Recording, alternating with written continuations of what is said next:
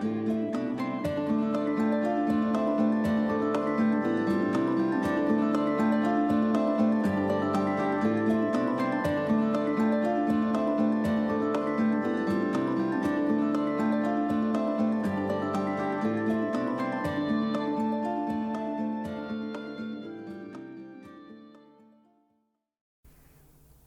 Oracle of Luna is a podcast with me, Bridget Engels, as your host. Here we have conversations with real live, present-day goddesses who are actively and courageously doing their magical work in the world. Each episode is a bewitching journey with relevant discussions on topics such as Wiccan pagan spirituality, writing, culture, magical practices, art, ritual, and the craft in its many forms. Hi, and welcome to the Oracle of Luna podcast with Bridget Engels. Today's guests, I'm very excited to have Annwyn Avalon. Welcome, Annwyn. Thank you so much for having me. Yeah, so this is very exciting. I've been a follower of yours on Instagram for a while and just really love what you do. And I'm just gonna kind of ask you a few questions and have a little conversation about what you do. So let's just jump right in. All right. How did this role of water priestess come about for you, and what does it entail? Ooh, okay, that's such a good question. So it's actually a really long story, and I've written it and I've tried to tell it, and it's like very, very long. So I'll do my best to keep this concise and very short. But this long story can, I guess, be kind of summed up into, I've been on this path my entire life. I didn't know that I was on this path, but looking back, there's all of these like road markers and big things that have happened that made me go, oh, okay. So I grew up in Florida, living in backed up to a swamp, 5 minutes from the beach and the river, and I spent so much time in the water, whether it was a spring or the ocean, or if it was my backyard. And, at 10 years old, I wasn't interested in learning how to put makeup on. I was interested in putting on my Wellingtons and stomping around in the swamp, catching spiders and snakes.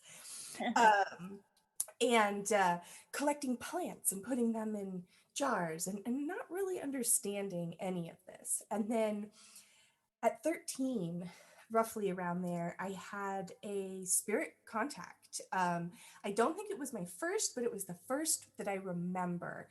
And I was being a typical teenage girl, upset about something, and we were at this spring, and I was in the water, crying, very upset, under the water, and I remember just kind of like crying out and asking for some sort of help. And moments later, my foot struck a rock, and it left this tiny, perfect triangle indentation on my foot. And it actually scarred, and I still have it today. And I didn't understand that there was any connection to magic or anything at this point. But, moving, growing up, left Florida for Arizona, left all of that water for just the desolate desert. Yeah. Went to high school there, and it was really rough, but I graduated at 17. I moved away at 18, and I went up to northern Arizona, where it's 30 minutes north of Sedona. And so I actually went to art school, college up there, and I spent a lot of time in Sedona and in Flagstaff as well. Nice. Fast forward again, and the next thing you know, I'm getting married and I have a baby, and I'm living in Japan. Wow. My partner, his work took us there, and we lived there for almost 3 years. And it was on this small island called Okinawa. And again, I didn't know, but there's a deep reverence for water goddesses, and there's even still working priestesses in a particular capacity. And this is actually where I realized, I think I'm a witch. And there were all these books in the back of this catalog, and I ordered them. And then it was like, oh, what? You can be a priestess? What? Like, these are real things. And I remember like having that moment of discovery and being like, what? Like, it was a remembrance at the same time as this like acknowledgement of, oh my gosh, like this resonates in some way. So I sought out a pagan circle, and surprisingly, there was one, um, an American group practicing right there. So I joined them for a couple of years, and then I moved back to the States where I sought out formal training. Uh-huh. And I trained actually in more of like a Wiccan type of structure. Hmm. But the tradition and coven that I work with, or that I was initiated into, very much like traditional witchcraft. And but I was initiated after training for a year and a day plus some extra time. um, and I was initiated as a witch and priestess. And for the longest time, I was uncomfortable calling myself a priestess. Like, I didn't feel like I lived up to it. Hmm. And then fast forward again. And to keep this story short, fast forwarding, I had been practicing for a really long time, and I looked back at my practice and was like, oh my gosh, everything is water. Yeah. Everything is water. From where I was practicing to the first shrine that I gave an offering at, Hmm. from growing up and playing in the swamps and having this spirit contact and all of it, it all kind of came in and was very, very clear that this is what you're going to do. Yeah, that's the direction that you felt like instinctively towards moving towards. Yeah. And I never chose it. It was more of like looking back and being like, oh, hey, I'm a good priestess. I think that's a thing. Yeah. And we have this great community of like green witches, Right. and green magic and herbal magic and all of these things. And we also have the flame tenders and the fire element. And then you think of, with air, with incense and all of these different things that we use in our practices. And I Hmm. was like, but there's magic in the water. Yeah. And yeah, so I learned about Dr. Emoto, and the next thing you know, the water spirits at this point, as offerings, I started to devotional offerings to them. I started talking about water and telling their stories. And then a lot of people will say, like, oh, hey, like, what brought you to this path? And the shortest answer is the water spirits made me do Yeah. Oh. it. um, well, that leads me to my second question. You are an author as well as a water witch or priestess and priestess. What interest and inspires you to do this? Well, talked about this a little bit Yeah. already. Sounds like the water spirits are guiding you. Yeah, and again, it wasn't like I sought out water spirits. It was looking back and realizing, oh my gosh, that goddess is associated with the sacred well. This one's associated with the sea. This one's associated with a river. And like 99% of all the spirits I work with somehow have a connection to water. Right. Um, and so, I have this deep feeling of responsibility to the natural world. And I know that a lot of us have that because, well, at the core, we are a nature path, a natural Right. path, spiritual nature. We connect with the earth, and but Yeah, it's animism, the practice of animism. yes, yes, And exactly. I'm actually more earth and moon, but in my practice, but it seems like we all kind of are guided towards an element or, some kind of a direction with an element too. Yeah, and I feel like maybe, we all kind of lean different ways. Maybe our natal chart has to do with a little bit of that. But, Yeah. even if you are all fire in your natal chart and you are interested in water, there's no reason why you can't. work that particular type of magic. Sure. But we have this, like, there's this deep understanding that the natural world is sacred, but then we also live in a very modern society, and we drive cars, we Yes. have Yes. cell. How do we make it relevant? Exactly. And how do we protect it, and how do we preserve it? And I started looking at this point, in my path, I was really immersed in water, and I was seeing the water walkers, and I was seeing other people who had spiritual or, very spiritual connection to the earth, rallying for water, whether it was supporting protests or um, being a water walker or doing environmental activism magic. Right. And I thought to myself, you know, we've got our Indigenous sisters doing this work, Mm-hmm. but what are we doing within our own framework? Mm-hmm. Mm-hmm. Because we can't just show up to their thing and be like, hey, I'm in charge, let's do this water walking, save the water. It's more of like, what can we do within our practice, our path, the things that are very familiar and comfortable to us, and how can we walk alongside Yeah. our Indigenous sisters and support their work through our path. Yeah. And And that's definitely a part of the priestess path, I believe, is to protect and safeguard the nature spirits, the earth and the water, the air, sacred space. And as a priestess, I think it's important to protect them. exactly, yes, yes. And so part of my work is actually organizing water blessings or protections or healing. Oh, And so I started doing a worldwide water blessing on oh, the equinox and the solstices. And so I would make the event page, and we'd all head out to our different bodies of water across the planet. And we had people in Germany and in Brazil and like all over the place at the same time doing protection magic or healing, whatever our theme was, for our local bodies of water, mm, and really getting boots on the ground in our neighborhoods, in our communities where we physically live. uh-huh. I get so wrapped up with like really cool sacred sites in England and all this kind of stuff, but we have this obligation to the local spirits where we dwell, where we live. Absolutely. They Absolutely.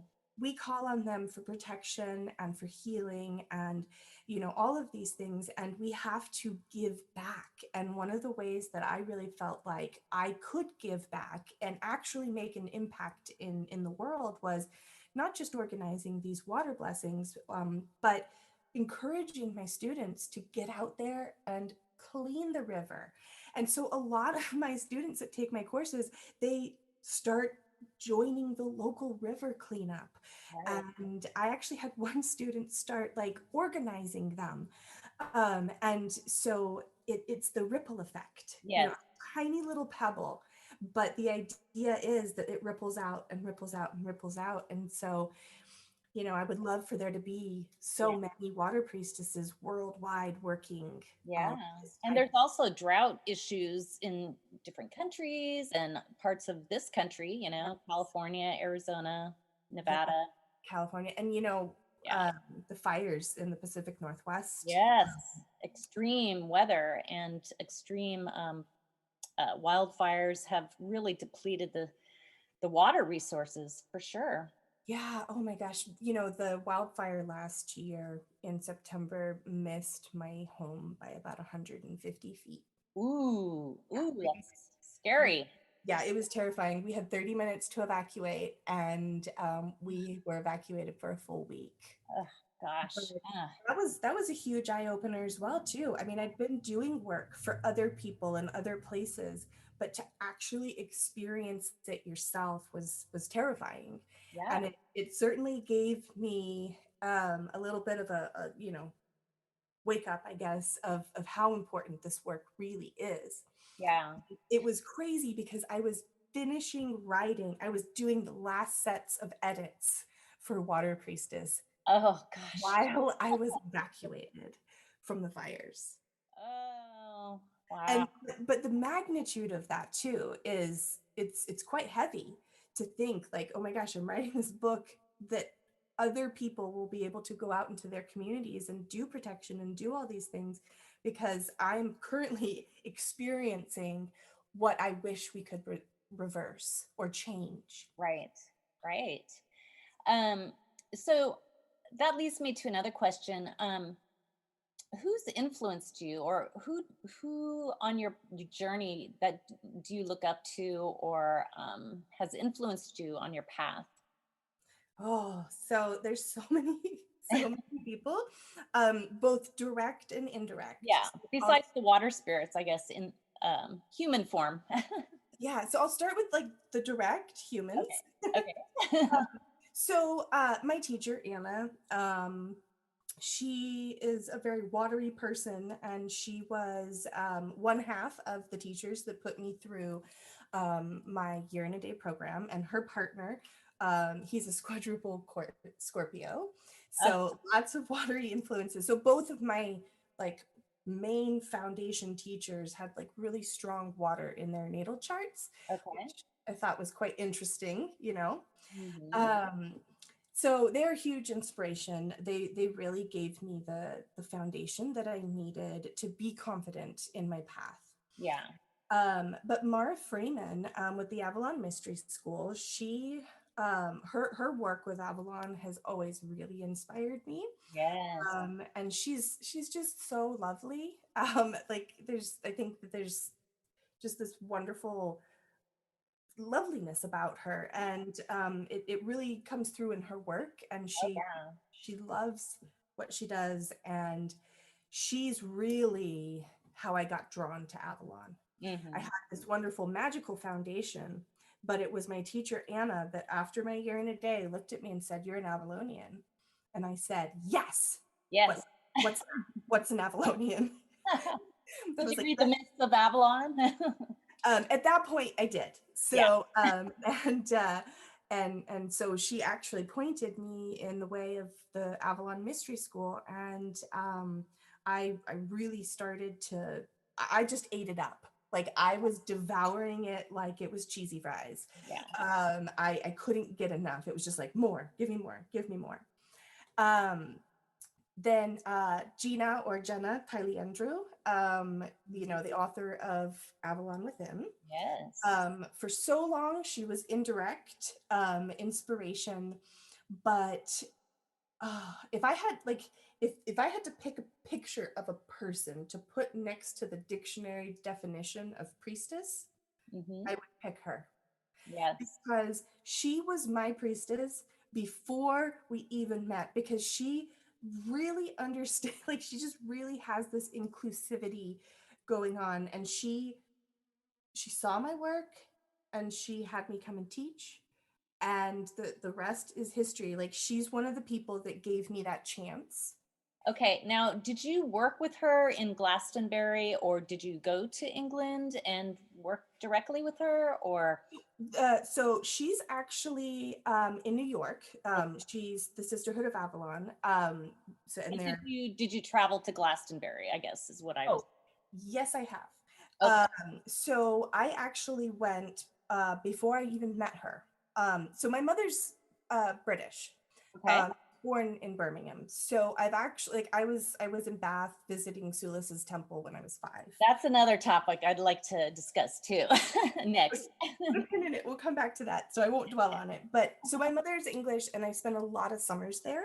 Okay. And so I had been to many different sacred sites, but I had not been to Glastonbury. So in 2012, I went to Glastonbury, and I did go back on pilgrimage in 2018 with the Sisterhood of Avalon, and we stayed in the Chalice Bowl Gardens retreat center right Mhm. there. Yeah. Mhm. And we spent a week there, and it was Oh, and I actually, the very last day, we were supposed to go to Wales, and I just had this like feeling come over me that was like, don't go. And I was like, oh, but you know, I have to. We're a group, and I finally like went and was like, would it be okay if I stayed? Like, I feel like we're all supposed to stay together, but would it be okay?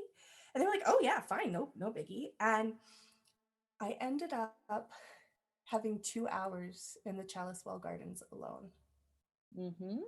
which for me was just this magical moment. I was sitting in this window overlooking the gardens and it was open and journaling, and all of a sudden it was quiet. And I couldn't figure out why it was so quiet. And I realized, oh my gosh, the garden's closed. But we had access to it from the retreat center. Okay. So I got to be in there alone. And it was a moment. It was Yeah. fantastic. So did you connect with the divine? Oh, yes. So, and I guess that brings us into divine influences. Yes. So ancestral, Dion Fortune was, the Sea Priestess. Her book, The Sea Priestess, Yes. that's the big one. And Yeah. Doreen Valiente is another one that just wonderful influences. I also really like Margaret Murray. I know she's controversial, but I love the fact that she was this woman anthropologist just out there and doing her research. And I know a lot of people have debunked her work and stuff like that, but I just love the fact that she was a woman kind of out of her time, Yeah. and doing her work. And if it weren't for her work, then we wouldn't have some of the inspiration and imagery that we do. Um, but then I started working with Morgan Le Fay, Okay. and she kind of came to me, and I started working with her. And then there was this other divine presence, and I couldn't quite figure out who it was, what it was. And I connected deeply with Sulis, and I read about the very little information on her, and I'd been to her temple. I mean, when I was Yeah, that's what I was going to ask if you went to Bath, and I oh mean that's her spot. yes. I mean, I was there when I was 5, I think when I was 8, 12, 16. Yes. Um, So it sounds like you might have started your connection early with Sulis. so it's interesting because, and I'm really, really glad that you brought the pilgrimage up, because that was probably a very big moment. It was a huge moment for me. So we went to Bath with the Sisterhood of Avalon. We had the whole day, pretty much the whole day there. And we had, there's different places in Bath where you can kind of experience Sulis. You can, in the old Roman temple ruins, over at Thermae Spa, which is this modern spa where they've taken the water and kind of pumped it into this other building where you can get massages and steam rooms and all that kind of stuff. And then there's another place called Cross Bath, and it's like a pool, like a man-made pool, like a swimming pool. But they have the water coming up out of this eye-looking Vesica Pisces center, and it bubbles out of this glass ball and then goes into the pool. The pool is treated, but that particular place where the water comes out isn't. It's the fresh water. And it's supposed to be where the Celts actually worshipped her. Yes, that's ancient. So it's over 20,000 years old or more. I mean, it's just amazing, that spot. Yeah. And so we were in the pool and we were chanting and doing work together. And I get a tap on the shoulder. And the priestess leading the ritual was like, come here. And I was like, okay. Yes. And she had me sit. See, she had been sitting with both of her legs kind of on either side of this ball where the water was flowing out. And I wanted to sit there too, but I knew not to ask because, there's other people and you can't be the special one. Right. I really wanted to sit there and have just a moment where I could kind of experience it. And Sulis told her for me, and she tapped me on the shoulder and she brought me over, and I placed my hands on this thing, and then time just disappeared. I think I must have been there for a really long time because I had fake nails and like they almost fell off. Oh, Because wow. hot water, like they had gotten really weird because I had my hands on this ball and just letting that hot water flow over it. And that was the moment when she basically came in this powerful, not the little goddess whisper, not the nudge, but the whoosh, the uh, tidal wave. And the feeling, the yeah, deep feeling. Yeah. and I had, I struggle with my biological mother. We don't have a great relationship, and I was working on healing that. And whew, this tidal wave came, and she basically said, I am your mother, and Ooh. I have been since you were here when you were 5. Oh. And I was like, what? And the next thing you know, I feel the priestess on my back, and she's making these movements and all of this stuff, and then it's over. And I asked her the next day, I was like, hey, I know that you were doing something on my back, and I was getting all of these like really powerful messages from Sulis. Do you remember? And she's like, I don't. She's like, I just became like her conduit at that point. Ah, the time out of time feeling. It's so hard to even convey in this, and I wish that I could show you guys the goosebumps that I still get on my legs every time I tell this story. But talk about being held in the mother's arms. Yes. Uh, It's so beautiful. And with the warm water, just the feeling when you're talking about it, just I'm a lap swimmer, so I'm immersed in water a lot. But I know the feeling, it's intrinsic. It's what we're born into, yeah. we're part of the ocean. We return to the ocean. It's our origins. I mean, there's something very visceral about being in and surrounded by the mother. Yes, yes. And I'd worked with many different goddesses here and there. We'll do a ritual in honor of Aphrodite. But since then, Sulis has taken center stage. Yeah. And I think it's safe to say, well, it is safe to say. So the next day, we're back at the Chalice Wall Gardens, and there's that very famous statue in the gardens with the mother holding the child. Mhm. And I did a ritual. I took the ticket from the museum and placed that there and created a little altar. And I actually recreated it for Mother's Day this year on my Instagram. Aw. But I dedicated to her again there, but it was very different. It was, instead of like, yes, I will like always honor you, it was like, yes, I am your priestess. Yes. And so I still honor fairy queens and kings, and I still honor a few of the masculine deities, especially those that are related to water and Glastonbury, like Gwenupnith. Mhm. But Sulis is the goddess that I'm dedicated to, and who all of my work goes through her, or Yes. has blessing, or is connected to her. And it's really kind of amazing to see how she went from being almost a no-name, very obscure goddess to being a little bit more popular. I've seen people write about her, do artwork, other podcasts that have talked just about her. And every time I see something, I'm always so surprised, because I'm like, oh, this is really cool. There's other people out there that are, Yeah. working with her, and she's, I always thought that she was kind of connected to the sun as yeah, well as Minerva. And I just remember reading about her. Her name, I think, derives from soul or sun. yes. So I think she's kind of like a multi-dimensional goddess, actually. Yes, yes. So there's different theories on her name, of course. There's one is Goddess of the Gap, um, but the other is Eye of the Sun. Yes. Eye of the sun. So yes, but it's also very interesting because her water at the temple is, not only is it warm, but it leaves this red iron sediment. So everywhere it flows leaves this bright orangey red rust color, which is so much like the sun.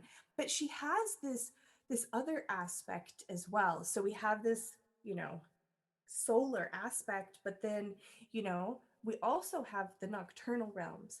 And one of the symbols that's associated with her is the owl. So that makes a lot of sense for the nocturnal. Mm-hmm. But also being this goddess that's connected to these deep waters. Right. The So, source. yes, and deep down in the darkness of the earth, it brings this other aspect to her of this dark goddess. And then we also see that because there were over 100, I think it's about 150, roughly, give or take some numbers, curse tablets have been found in her temple. Hmm. Actually, you can see them. They have them in the museum, and they actually have them on their virtual museum. If you go to like romanbaths.co.uk and do the virtual tour, Uh-huh. you can see it. And they're mostly like, oh, Huh. Great Sulis, such and such stole my tunic. Please don't allow them peace or sleep until it's returned. There's a few that were written in Celtic languages or partially Celtic, and then most of them are Roman. But Interesting. there was a like we did have the Celts and the Romans practicing and honoring her in the same area. And it's fascinating to me because then there's this beautiful chapel, well, or cathedral that's built right there as Right. well. And right out in front is this beautiful statue of a woman pouring water. And I know that it's supposed to be a Christian church, but you can't build a beautiful cathedral on Sulis's sacred land and put a statue of a woman pouring water without it being her temple. So I firmly believe that it was a little bit more of again, a way to kind of honor her, maybe in secret. I have nothing to back that at all, but just my thought. And yeah, so we have many, many years, and then now it's a museum, and so people still come to see her. And I actually, after that experience, I bought a ticket to get into the museum, and I stayed there until it closed. Oh. Well, I'm gonna ask you about dancing. I know I've seen some belly dancing posts, and I'm just curious about the sacred dancing that you do. And is that part, or how do you weave that into your water magic? Ooh, great question. So I started belly dancing about 2 decades ago, and so I saw it for the first time and just was like, I don't know what's happening, but this is the most beautiful thing I've ever seen, and I want to try this. And Did you so take a dance class and just kind of just really connect with it, or how did that happen? I started taking classes from a friend, Okay. and then after I realized real quick that I needed more, Yeah. and so I kept taking them and kept taking them. And then when I surpassed local teachers, I started seeking out the big names and doing workshops. And I would travel. I traveled from North Carolina to Baltimore a couple times a year just to take classes with some of the teachers that were there. Um, and for many years I was a classic belly dancer, the what we call American cabaret, Yeah. where the sparkles, the bling, the Yeah. jewels, the beautiful stuff. And I really loved Turkish dance as well, and so I studied Turkish belly dance and Turkish Romani.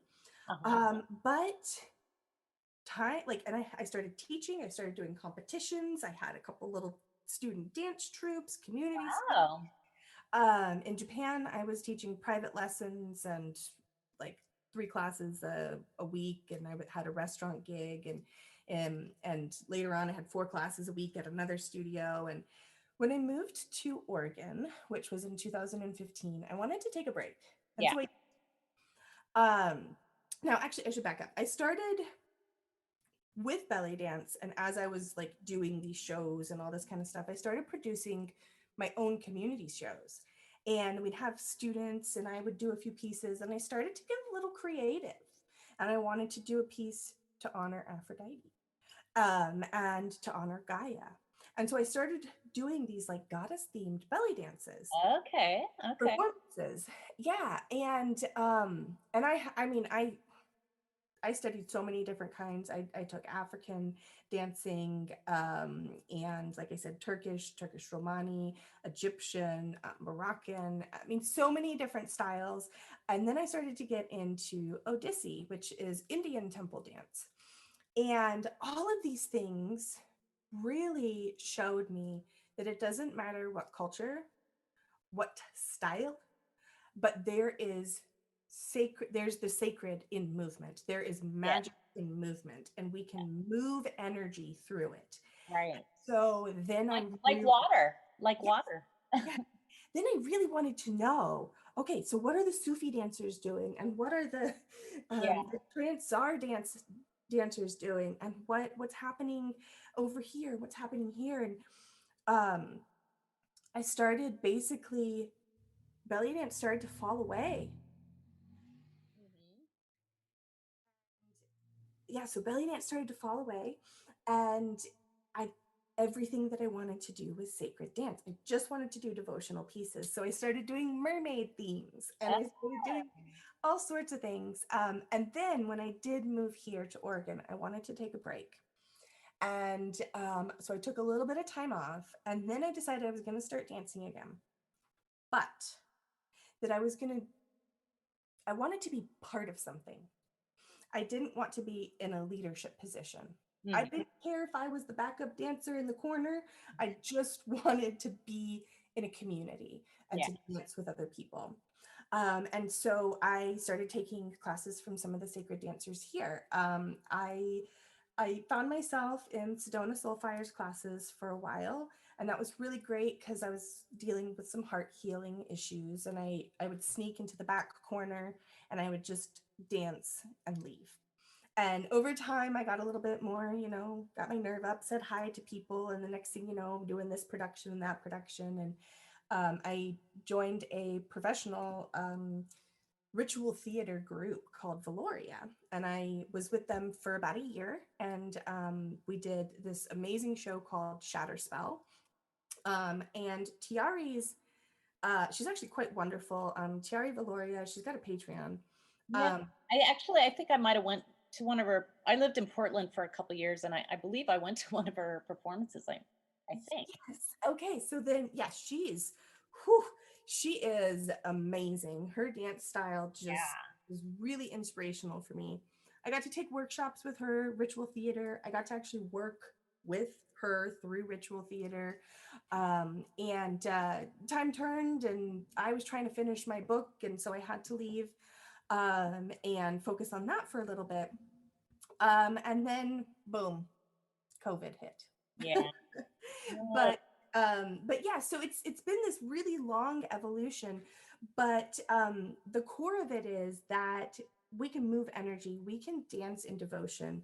One Yes. of the things I talk about with my students when giving offerings to the water or water spirits is not to place foreign objects in the water, but instead to sing, read poems, dance. Yeah.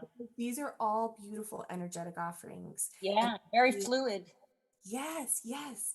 So now what I'm doing is very much focusing on devotional pieces to Sulis. I have a beautiful solar crown actually that I had Tiari custom make for me that is this devotional headdress to Sulis. Oh. And I've danced as her priestess, and I've danced um, as her. And there's an aspect of a little bit of ritual possession. And I know that that sounds super scary, but I'm talking more of drawing down the moon when the Yeah. god enters the body Right. and and A you kind of, fusion. A fusion. Mhm. yes, yes. And so this kind of started happening just a little bit on accident at first, where I was like, this feels the same as oh, okay. So we can do the same type of thing by dancing. Okay, interesting.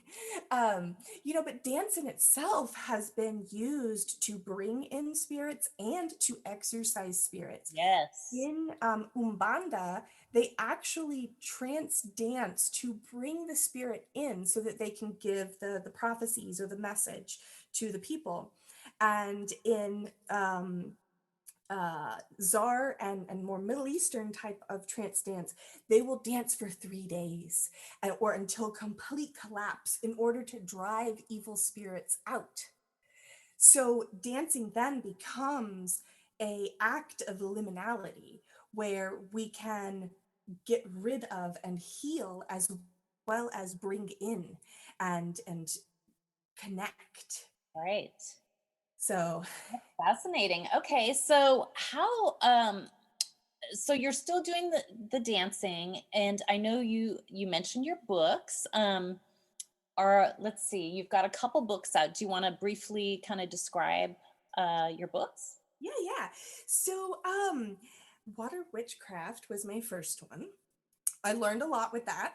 I wish that I had had a little bit more experience and knowledge, but I'm really proud of it. It's a wonderful book, and I feel like because there's not very many water magic books on the market, or there wasn't for a long time.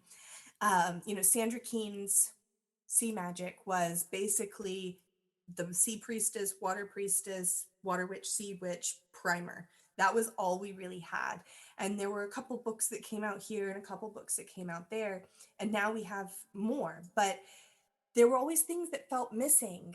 And so Water Witchcraft was really trying to fill in those gaps, but also prove that there was a legitimate path of water and that it was historically relevant, Yeah. and that it existed in some way. Right. And it's full of folk magic. Okay. Okay. Yeah, I was going to ask you about folk magic. Your reference to folk magic is pretty strong. Yes, and in water witchcraft, yes, absolutely. Lots of spirits, lots of talking about this particular mermaid and her story, like the old man of Curry and the Mermaid, or Mhm. just the old man and the mermaid, where he rescues her and she gives him 3 wishes and a gift, and the gift is a comb.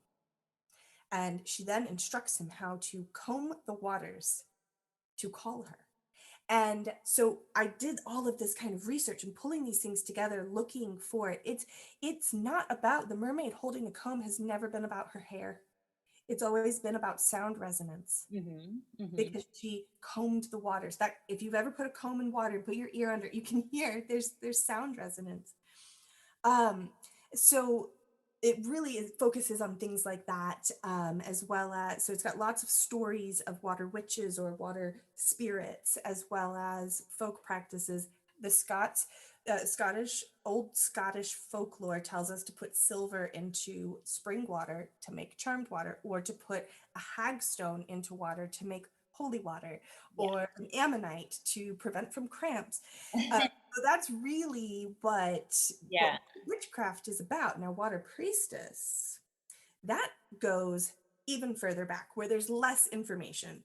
And so I really wanted to go further back than the witchcraft into priestess type of arts. Right. And it really focuses on things like the groups of 9 maidens or 9 priestesses.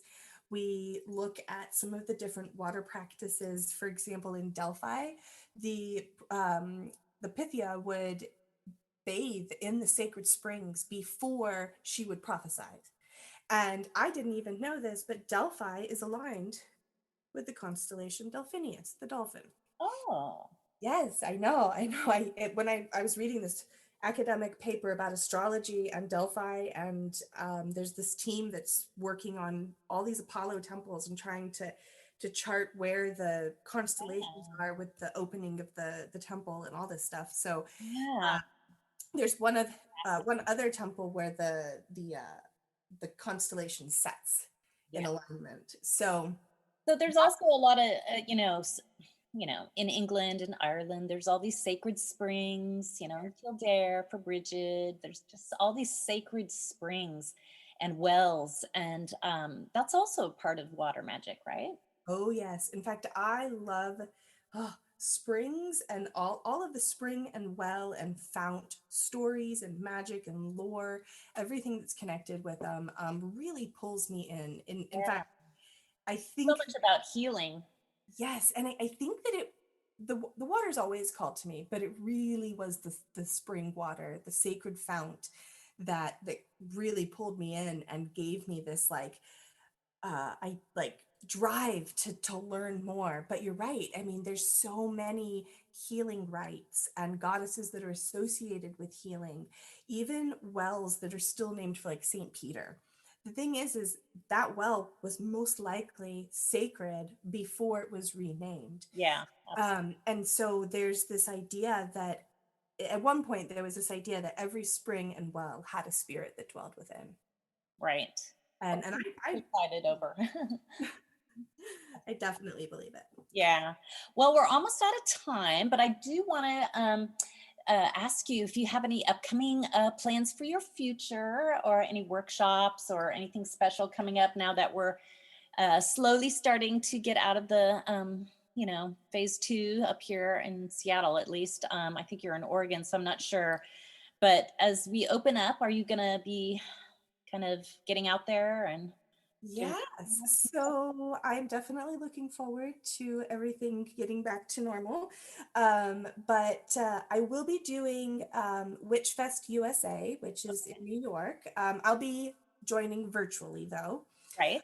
And then I do have one other virtual that it hasn't been confirmed, so I shouldn't say it yet. Okay. But there might be one thing in October, but I'm definitely open to it. It was really nice to have that year off, Yeah. and not travel, but I think I'm ready to travel again. Yay. Well, we definitely want to see more of you out there. And another thing I wanted to ask is if you have a website really quick, or social media that people can find you on. Yes. So I'll start with waterpriestess.com. Okay. I actually have free Water Priestess training and a fun intro course on there, and then consecutive courses after that, as well as my interviews. I do written interviews with Water Priestesses. So I've got that one, waterpriestess.com. And I also have waterwitchcraft.com, focuses more on witchcraft. And it needs to be updated. Yeah. Best place to find me though right now is on Instagram, and it's just at Annwyn Avalon, first and last. And I also do have a smaller account that's called Water Priestess Arts. Have to get the arts on the end. But yeah, Water Priestess Arts, and that one focuses more on priestess arts and movement magic. Oh. But it's a quite small account, but I do post there at least once a week. Oh, okay. Lovely. All right. Well, it has been a absolute pleasure speaking with you and hearing about your story, Annwyn. I wish you the best of luck in all your future endeavors, and may you walk with a goddess. Well, thank you so much for having me. This was wonderful. Yeah. All right. Well, I'm just going to sign off here. And like I always end the show, keep on witching and blessed be.